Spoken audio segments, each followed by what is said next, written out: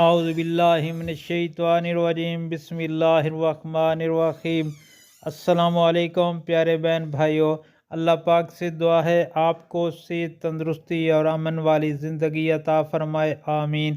اور آپ کی رزق میں برکت اور کشادگی عطا فرمائے، آمین یا رب العالمین۔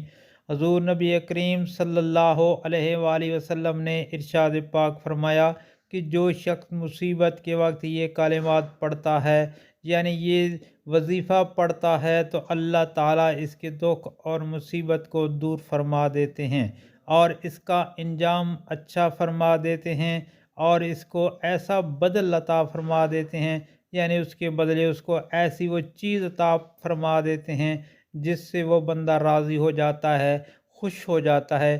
تو پڑھنا کیا ہے؟ بسم اللہ الرحمن الرحیم، ان للہ و انا الیہ راجعون، ان للہ و انا الیہ راجعون۔